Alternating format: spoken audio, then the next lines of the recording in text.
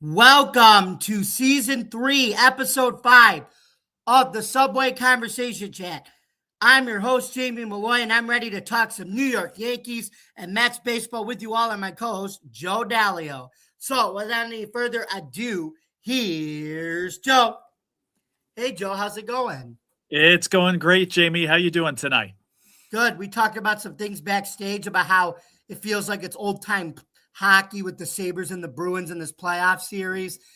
Your Mets are winning right now to try to end the streak, and I think the Yankees were winning 1-0, but they swept the Royals, which was good to see. Yes, not a good week for the Mets again. Things getting difficult, but I got a good feeling about tonight. Just a kind of a perfect storm of things coming together.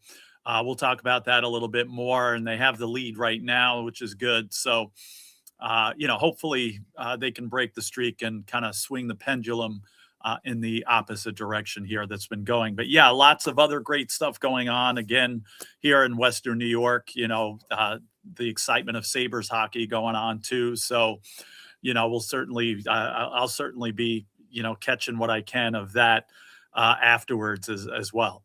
Mm-hmm. Yep. So guess what? Would you like to start out this week with Mets news? Yeah, and again, it ain't good right now. The losing streak at 11 games, and it's just getting a little difficult here. But no major transactions going on now.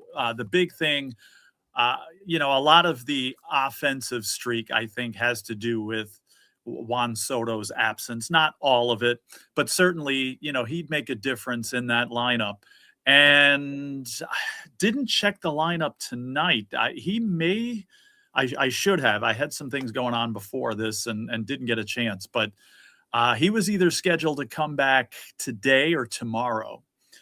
So I'm going to have to check on that and see, if he's in there tonight. But his return is imminent if it's not already, and certainly going to make a difference in the lineup. Now, the Mets had to place Jorge Polanco on the IL. He's got a couple of different ailments. He's got a wrist contusion. He's had issues with his Achilles as well. They call it Achilles bursitis. And he had to sit out some games because of that earlier.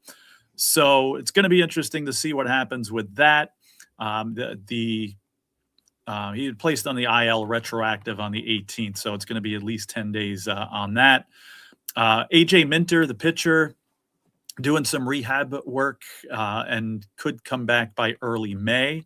Any pitching depth would certainly help. I talked about a new guy they got here, Joey Gerber, who was pitching quite well for them, but then had a bad blister on the finger. And he was placed on the IL, but expected back in the near future. Now, one tough injury here, Jared Young, who was definitely, hitting well and excellent outfield depth here, tore his meniscus in his knee. And he had to have surgery for that. And it's going to be about 6 to 8 weeks. We're talking late May, early June by the time Jared Young could come back. But he was definitely, making some solid contributions. And now he's going to be out of the lineup for quite a while. So, they did bring some other people, in to replace them. But still, some of those guys are going to be missed. But again, Juan Soto coming back. And that's certainly going to help the lineup. So that's it as far as, transactions and things like that. So I'm going to send it over to you, Jamie, and we'll get some initial Yankee news here. Mm-hmm. So anyway, we're going to start out with the Yankees injury report, and it's a lot of good news. So we have right-handed pitcher Garrett Cole still recuperating from Tommy John surgery. Good news, we have an update. He threw 44 pitches with Double-A Somerset Patriots last Friday night.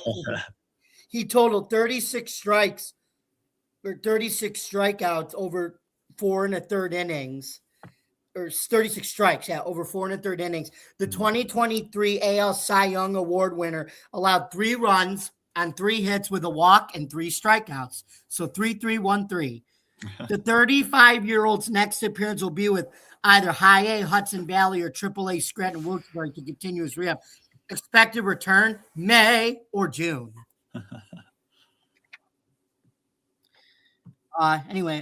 Yankees trade journeyman shortstop prospect to Astros for young, hard-throwing pitching prospect. On Sunday, the Yankees informed everyone they dealt Braden Shoemake to the Astros in exchange for minor league righty Wilmy Sanchez. The 28-year-old Shoemake was all with AAA Scranton Wilkes-Barre last year and also the beginning of the year in AAA. He has a good glove with contact hitting abilities and a total of 31 minor league games played. So he probably could have broke camp with the Yankees this year, but now won't since Anthony Volpe is beginning to rehab from his shoulder injury.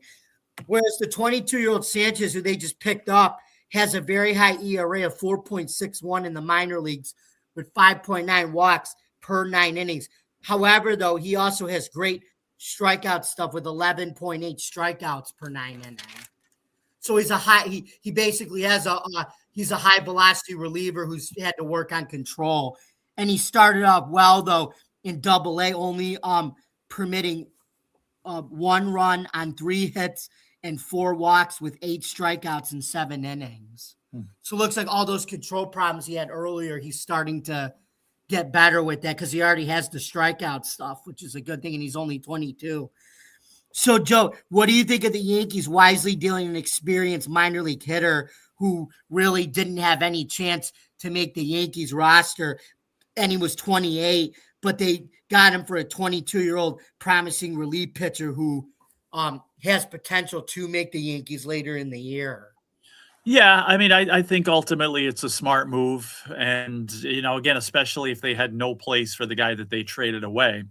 And, yeah, that's a smart move. And time will tell, obviously, once he gets his chance, what kind of contributions he can make. But I like the trade. I think it's I think it's a good choice. Mm-hmm. And how do you think he's been able to keep his ERA down and also limiting his walks so far in Double-A ball? Like I said, because he has the velocity, it's trying to work on his control and movement on his pitches. Yes, sometimes all that takes is time, and maturity, and obviously both of those are going to happen. So, it shows that he's got the ability, and he's kind of refining his craft per se, and just time and maturity, can make that happen. So I think that's going to continue to improve as both of those occur, with time and maturity. Mm-hmm. So anyway, now let's take a look at Down on the Farm. Yeehaw. Anyway, we're going to start out with AAA Scranton Wilkes-Barre. Jason Dominguez. The numbers don't show it, as Dominguez went 1-4 with 1 RBI, but he has really been doing well hitting lasers and missiles off the ball, which they don't call him the Martian for nothing. And he's really been taking off there. Anyway, next we have Oswaldo Cabrera. The youngster only went 0-for-3 in game 1 of a doubleheader on Saturday, but right now he could take all the time he still needs until he feels 100% and ready to come back with the Yanks. Next, we have Spencer Jones, Mr. Jones. We all just want to be big, big stars. He only went 0-3 with 1 strikeout in the first game, but he was better in game 2, going 1-for-3 with 1 home run and 1 RBI. Now we go to Double-A Somerset. George Lovebar Jr. was 0-3 at the plate, but had 1 RBI and is still tearing the brakes off the ball in Double-A. His RBI came early in the game, towering a 102.8 exit velo sac fly to drive in 1 of the 2 total runs. Next, we have Low A Tampa. We're going to talk about a new name this week, Joe. Last week we talked about Logan Nelson, but now we're going to talk about a guy named Jackson Lovich, who was 4-for-5 with a home run and 2 RBIs down in Tampa. Last week, we talked about Logan Nelson coming out of nowhere to have a day, but this week it's Lovich's turn. So Joe, what do you think of Dominguez and Jones continuing to produce in AAA with Lombard Jr. in AA and now this Lovich guy in single A or low A? Yeah, first of all, I'm amazed how you find some of these guys here that you're talking about, and you got some interesting information there. But you know, I'm not surprised that Dominguez would do that. I mean, again, eventually, I think he's going to be back at the major league level. So, you know, it's good to see him succeed down there, and just these other young guys too. You know, just again, time and maturity, right? You know, just again, just doing the best they can and making their case to eventually get to the major leagues. Mm-hmm. And how could we and when could we be finally seeing a promotion of some sorts for George Lombard Jr.? That's the burning question I'm going to ask you every year until time lets him get a promotion. Yeah, it's tough to you know, to make a prediction on that, especially I don't know him, I guess, well enough, but you know, we're just going to have to keep an eye on that, I guess, right? And keep asking. And eventually we're going to say now. Mm-hmm. Yep. Say now. Say now. Anyway. Wow. This show is definitely what dreams are made of. I know, right? Anyway, next we're talking about Will Warren go 7 in Yanks blowout win. What about that, Joe? How about a pitcher going at least 7, I don't know, 6, 7 innings? Hey, instead I of am just all 5, right? Isn't that awesome? Don't we love that now in modern day baseball? I am all for it. Anytime. Yep. I don't care who he pitches for, where it is. I love to see that. Yep. Warren, and guess what? Here we go. Warren was king against the Royals on Sunday, pitching 7 shutout innings and waved to the fans after that crown-wearing performance. And we have a quote from the manager. The 4-seam was playing really well, Aaron Boone said, of his second-year starter. He's got a lot of swing and miss. The changeup was good today, too. I just think it was the overall mix. It was good to see him take that lead and run with it. Really good job. The Yankees coast to 13 runs against KC Southpaw, Noah Cameron. This was a positive development as the club began the day with a disastrous 535 OPS against lefties, which is the second worst in the MLB. Wow. Aaron Boone threw soda in people's eyes, wondering if Garrett Cole was going to make a speedy return. Instead of saying throwing cold water, that he threw soda in people's eyes. And guess what? A speedy return. But guess what? That only made the situation even more carbonated. Anyway, after his first rehab start in AA Somerset, Boone said he will need several more before his reported return in June. And we have a report or quote here. Nothing's imminent here, the Yankees manager noted. We'll be disciplined and make sure we can take the right amount of time.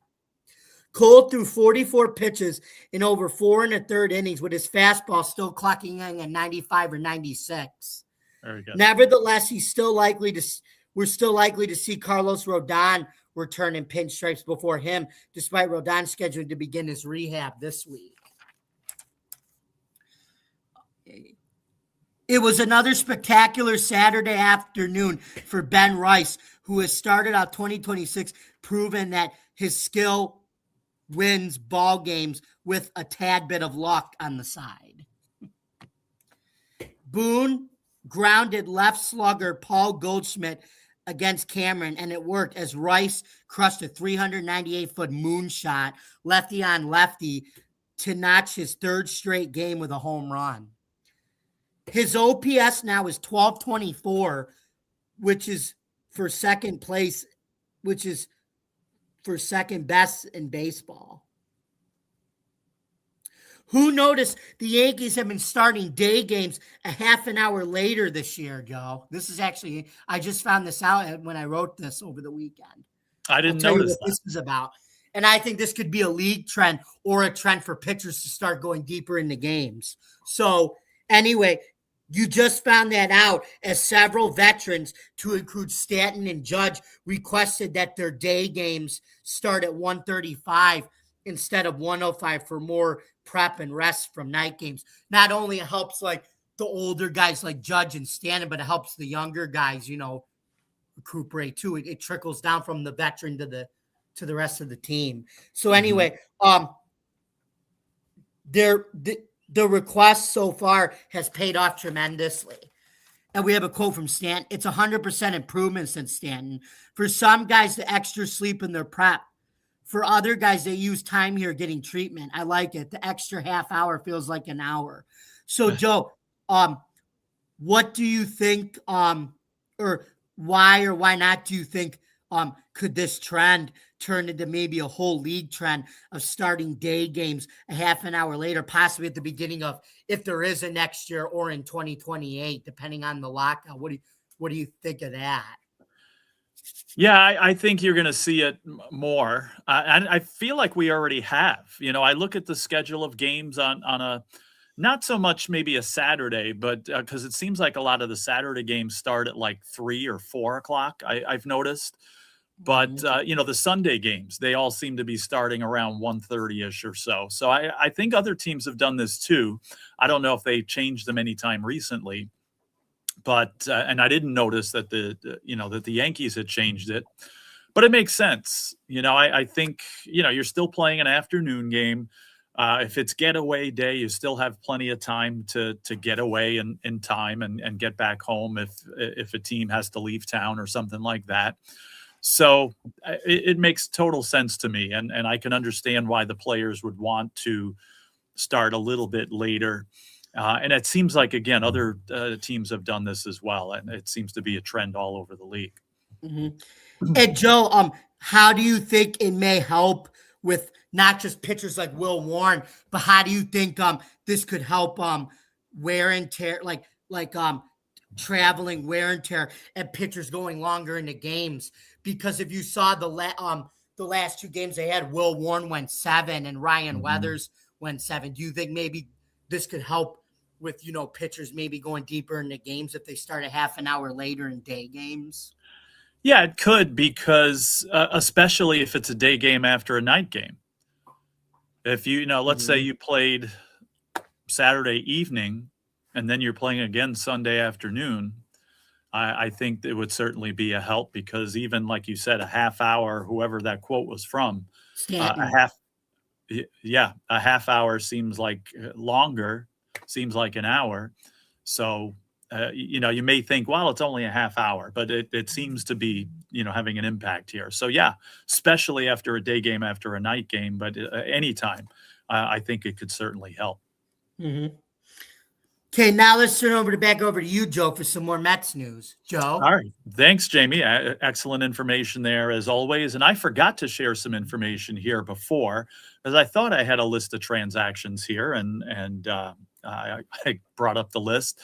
Now, I mentioned Polanco going on the IL. The Mets recalled Hayden Senger, who's had some time with the team before. He's a catcher, but he was brought up from AAA Syracuse to fill that spot. We're talking about Richard Lovelady having issues, that he'd been placed for assignment last week. Same with the other pitcher, Gonzalez. Lovelady was actually traded to the Washington Nationals for cash considerations. It wasn't doing much for the Mets. Again, I mentioned Jared Young going on the IL, but they recalled somebody named MJ Melendez, who's already made some contributions. He came from AAA Syracuse. And they also recalled a pitcher named Austin Warren to take Joey Gerber's spot there as well. Now, again, everybody knows, if you're a Mets fan, this is one of the most difficult weeks or 2-week stretches that we can remember in a long time. Now, let me give you some numbers here. Mets were 0-5 during the week. Again, currently on an 11-game losing streak. Outscored 28-10 in those 5 games. So we're talking getting beat almost 6-2 on average here. Again, pitching and hitting, definitely, both subpar. Now, here's some information. I was wondering, when's the last time the Mets had a losing streak like this? And what's the biggest losing streak they've ever had? So last time the Mets had an 11-game losing streak was September of 2004. All right. So it has been, 20 plus years here. September of 04. Now, they had a 12-game losing streak. Hopefully we don't go there this year, in August of 2002. And again, those were some lean years for the Mets. But if you want to know the longest losing streak the Mets have ever had, and again, hopefully we don't touch this ever again, first year in existence, those lovable losers that they call them, it was a 17-game losing streak in 1962. Now, this is, or actually, it's the longest losing streak in April before this was 9.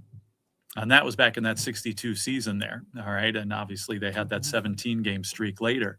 But this is the longest April losing streak the Mets have ever had in their history. So that just goes to show good teams, bad teams. And again, I strongly believe this is a very good team. And I think that's why Met fans are so upset, is just because this is not a 11 loss in a row team, and especially the way they're losing.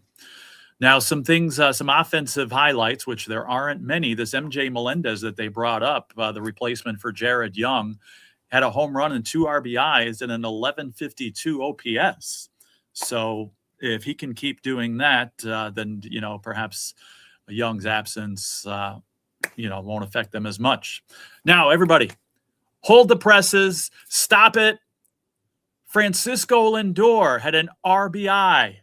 OMG. Wait, that's the Iglesias OMG. But Lindor with a home run and an RBI. OMG. An 800 OPS this week, so not too bad. Now, he's batting second in the order lately. So we'll see what happens. Now, by the way, I was saying before about Juan Soto coming back. He is not in the lineup tonight, so it's tomorrow that I believe he's scheduled to come back. So that, again, will certainly help this lineup. Really not many highlights to talk about. Mark Vientos had a solo home run, but only a 539 OPS, and that's one of the better ones.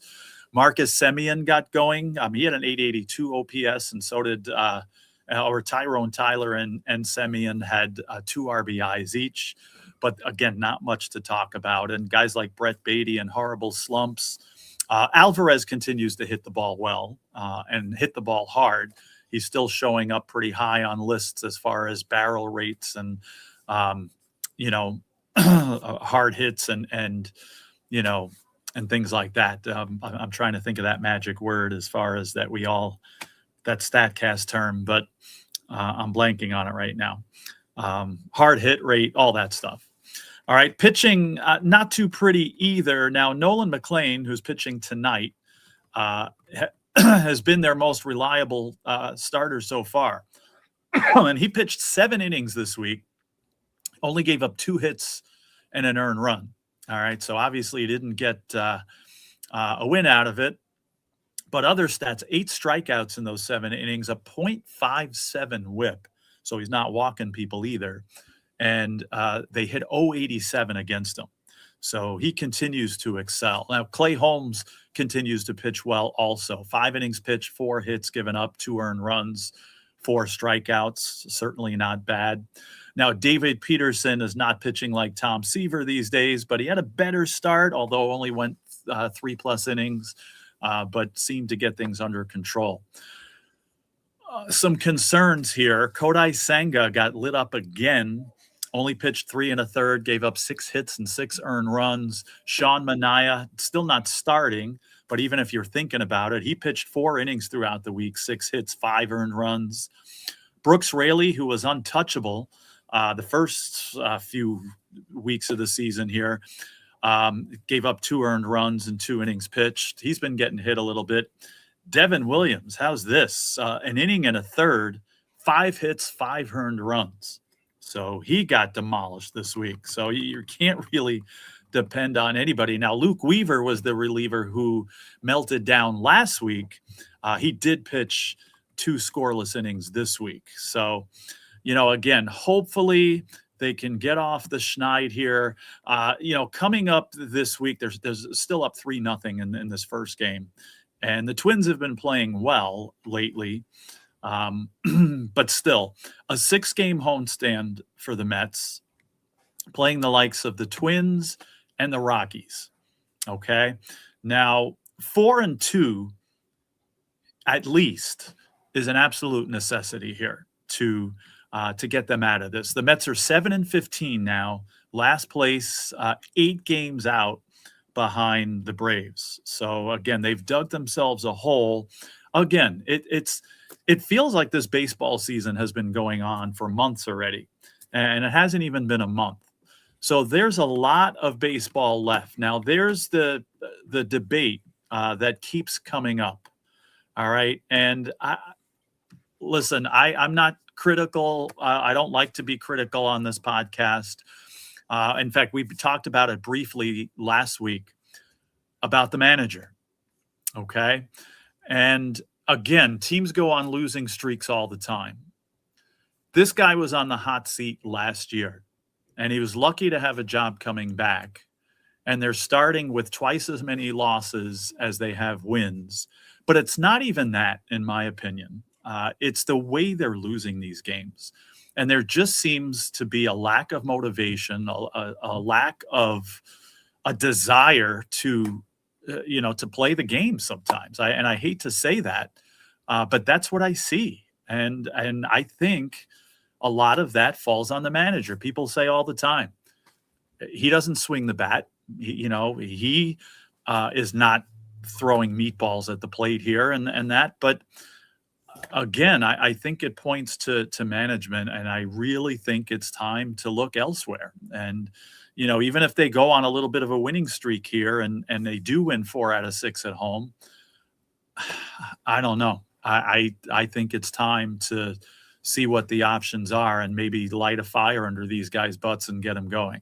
Again, Juan Soto coming back certainly going to help, but that remains to be seen. And I know people will debate me and think I'm crazy. Other people will say, hey, I'm right on. That's the thing to do. But I know I asked you about this last week, Jamie, but and I know you follow the Yankees far more than the Mets. What do you think about that situation? Here's the thing though, Joe.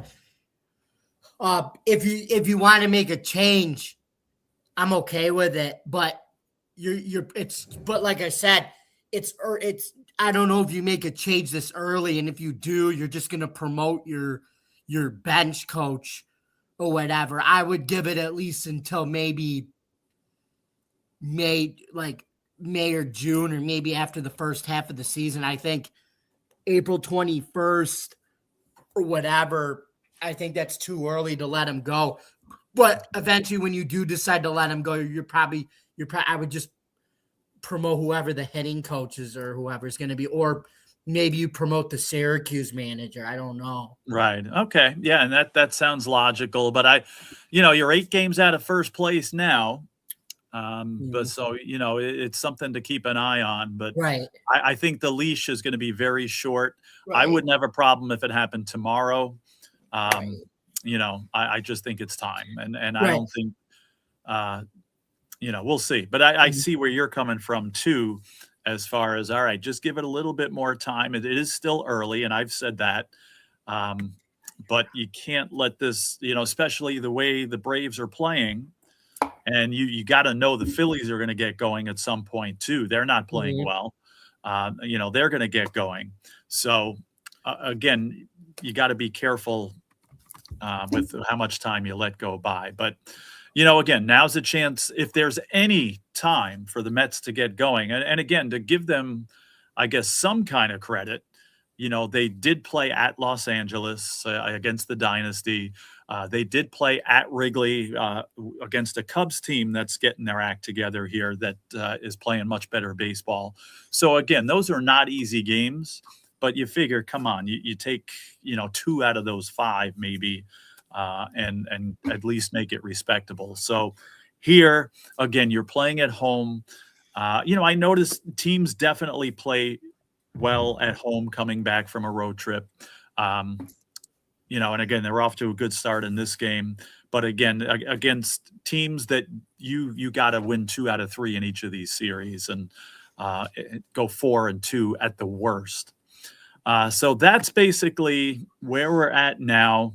Again, hopefully rock bottom has been hit and they can bounce up and get back into the swing of things and get going there. And I think, in fact, I don't know if it was you that mentioned this last week, but the fact that there's so much parity in baseball. I mean, none of these divisions are really, that much of a difference from first place to last place. So kind of surprising here that the Mets are actually 8 games out of first place here at this point, and when things are so tight all over baseball, and even the worst teams are still only within a handful of games. So, that's the number to look at too. And just that can't get, too much bigger than it already is. And hopefully rock bottom has been hit, and, they can move on from there. So that's all I got for the Mets here at this point. And I'm going to throw it back over to you, Jamie, for more Yankees news. Thank you very much, Joe. I'll be praying for optimism over there. Anyway, close game, no more. The Yankees' early hitting turns into a rout. The Yankees, much like Aerosmith, have been living on the edge to begin this season. They currently lead the majors in games decided by no more, at most, 2 runs. I wish my grandpa was alive to hear that. He'd go nuts right now. He did not like that. That was his pet peeve when the Yankees lost by like 1 run every game. Yep. Anyway, it's been a strict regimen of nail biters, allowing Aaron Boone to pull the nothing comes easy because we're the Yankees card. No, right? Of course he would do that. Not Aaron Boone. He wouldn't do that, right? No. Anyway, they were due for a cruiser, not a PT cruiser. And they got one as Cody Bellinger homered twice and drove in 5 runs, while Ben Rice and Ahmad Rosario went yard to support Will Warren's strong 7-inning day in a 13-4 win over the Royals on a Saturday afternoon at Yankee Stadium. Excuse me, Joe. And we have a quote up here. These are nice for sure, Bellinger said. We had a few close ones recently, had a crazy series against the Angels. Will did a great job of just doing what he does. And for us to get a few runs on the board, that was big for us. Including the postseason, the Yankees have defeated Kansas City in 10 straight games since October 9th of 2024, winning 12 of their last 13. Wow. 14 of the Yankees' first 20 games came by no more than 2 runs. Warren's outing had low stress, and he was moving along after being supported by a 5-run 3rd inning. Warren tied a career-high 11 strikeouts in 7 innings while only letting 2 runs on 5 hits without issuing a walk. The no walk is key. Mm-hmm. No walks there. And Carter Jensen's 2-run homer broke up the shutout, but the Yankees won 13-4. And we have another quote here. It's nice to go out there with the lead, Warren said. You're not worried about giving up 1 or 2. I'm able to keep my composure knowing that the boys are banging that day, and they're going to bang, and they're going to be physical. The Yankees began the day losing 4 out of 6 against lefty starters with another one Sunday in Cole Reagans and more on deck in Boston. They went to work on Noah Cameron with 5 runs in the 3rd, with Rosario, Bellinger, and Rice all homering. Bellinger produced strong numbers last season against lefties, batting .353 with a 10-16 OPS, which enticed the Yankees to pay him fair market value at 5 years, $102 million contract. And we have a quote here, even going through the minor leagues, I don't want to age myself, but no one talked about lefty-lefty matchups, Bellinger said. I never heard of it. It's just another pitcher. You've got to have your plan and just continue putting your swing on the ball. I don't think there's a magic trick to it. I really don't. I like that. He just thinks they're just another pitcher, lefty, righty. It doesn't matter. I'm just go hit the baseball. That's a good mentality to have. I agree. Mm-hmm. So, Joe, what do you think of the Yanks finally having a blowout win after so many early season close calls? Yeah, those feel good, don't they? It's one of those, it's like you can kind of take a breath and, the pressure builds up and then you can exhale just a little bit, right? Everybody needs one of those. And again, good teams like the Yankees get them a little bit more often. But, still, when you're winning, those pressure games and those tight games, it does take a lot out of you. And so to get a win like this, again, just to kind of exhale a little bit, I think is very healthy for them. Mm-hmm. And how awesome is it that Bellinger was paid and has been worth every penny of it so far this season?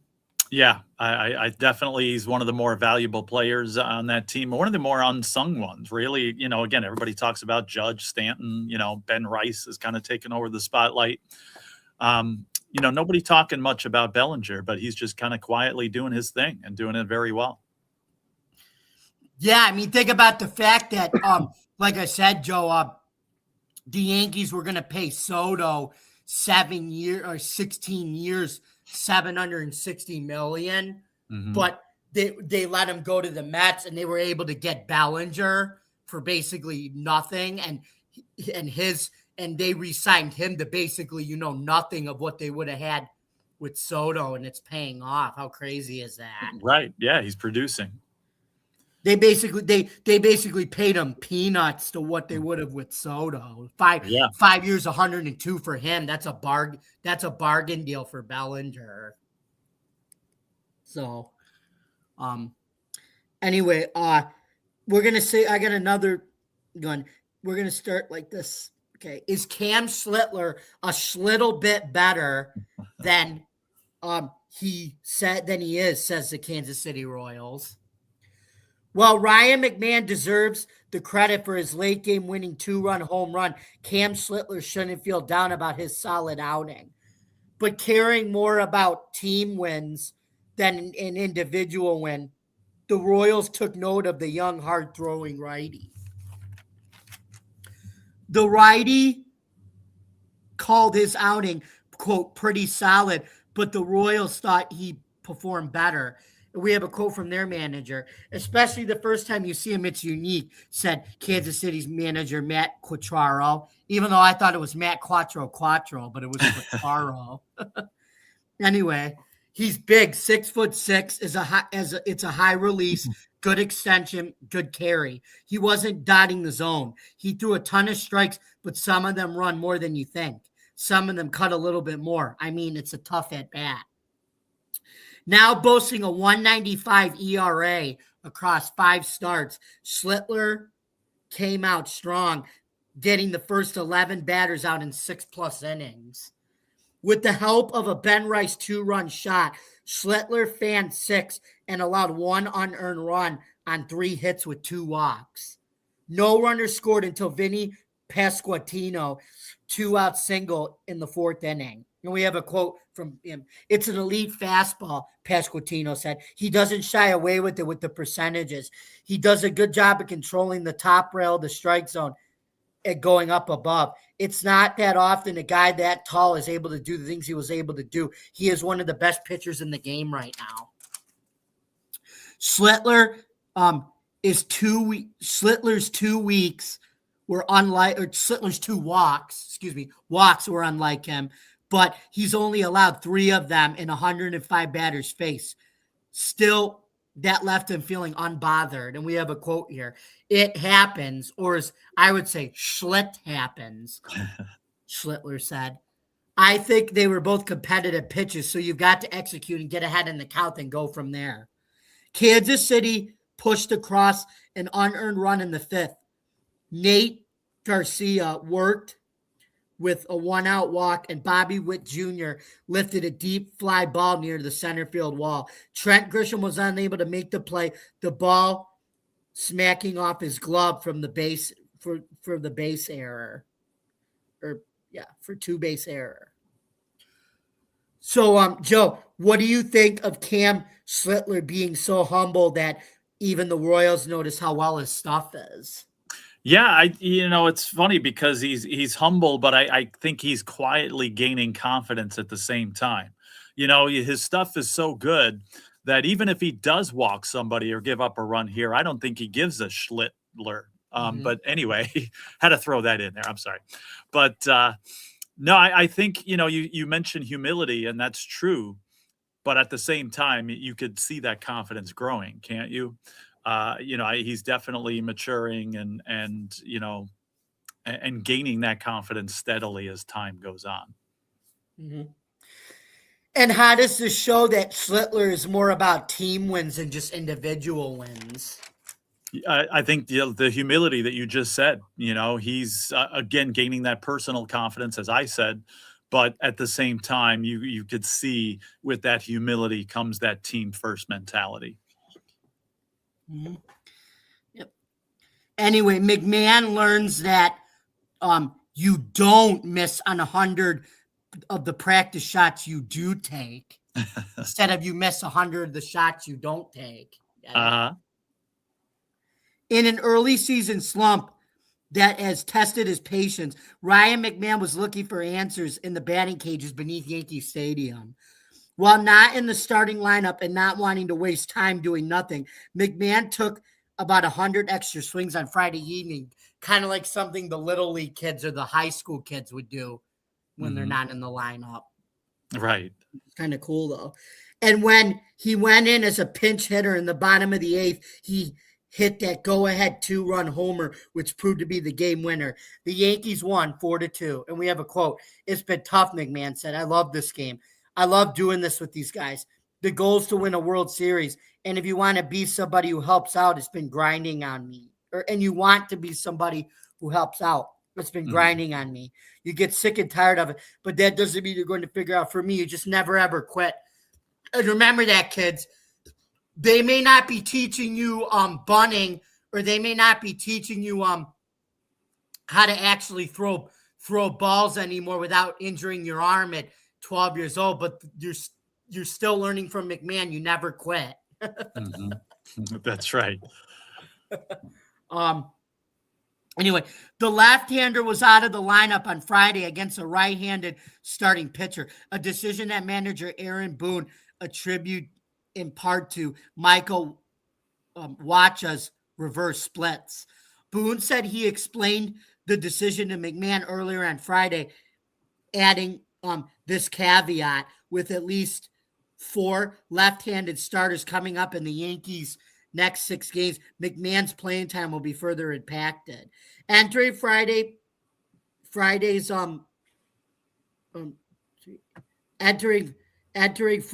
contest with just 5 hits, entering Friday's action with just 5 hits this year, all singles, McMahon made it 6, clubbing on Alex Lunge changeup over the left field wall.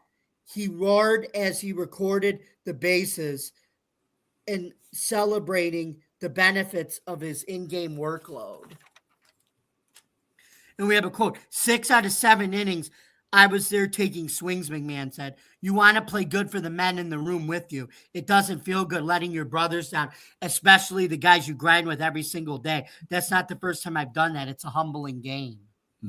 McMahon's work didn't begin on Friday. This offseason, he met with members of the Yankees coaching staff via Zoom to discuss potential mechanical changes after slashing .208 with a .641 OPS and 4 homers in 54 games after being acquired from the Rockies last July 25th. So, Joe, what do you think of McMahon tracing back to the Little League or the high school days of taking practice swings since he was out of Friday night's lineup? Again, it sounds like team first, right? and just wanting to do whatever he can to help the team and to do whatever it takes. And it's a valuable model here, right? He's talking to the younger kids and stuff like that. And, again, excellent example, excellent attitude, and I like it. And again, just doing whatever he can do to help the team. Those are the kind of players you want. Yeah. How can he build some momentum off of this after being in such a rough slump to start out the year? Take it day by day. I think that's all you can do. Again, he's doing the right things. He's trying different things. He's taking it seriously, and I think still with the confidence, knowing that eventually he's going to get out of it and hit the way he knows how to hit. But just I think the best way to do it is just go day by day and do what you can do today, and then build upon any success you have at that point. Mm-hmm. Guess what, Joe? It is now that time for our question of the week segment. Would you like to give it a try? I would. Okay, so can you guess this MLB team? They have 8 World Series wins and 14 World Series losses. Is it the Dodgers, the Cardinals, the Red Sox, or the Sacramento Vegas Athletics? Ooh, I should know this one. 8 World Series wins and 14 losses. Yeah. I would say the Red Sox, but they had 3. I don't think they even have 8, and I don't think they would have up to 14 losses. The Cardinals, I thought, had more. Who is it? Red Sox, Cardinals. Who are the other ones? Dodgers? Dodgers and the Athletics.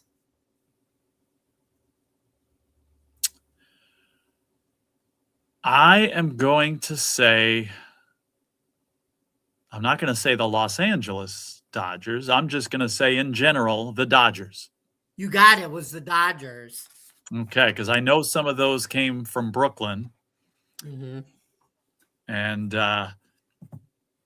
okay. So I think I'm 1 out of 2 here now. Mm-hmm. Now, again, my friend Tom sent me one here. And then if I can find it. This is a very difficult question. I would have never got this one. And I'm looking for it now. And again, I should have it ready. Okay, ready? Mm-hmm. Try this one, Jamie. This is courtesy of my friend Tom from Florida here. Now, Roberto Clemente, he only hit a walk-off inside the park grand slam. All right. I mean, he's looking for a Yankees because this question doesn't quite make sense. Mm-hmm. So I'm going to get back to him and get the rest of it, and I'll ask you next week. All right. All right.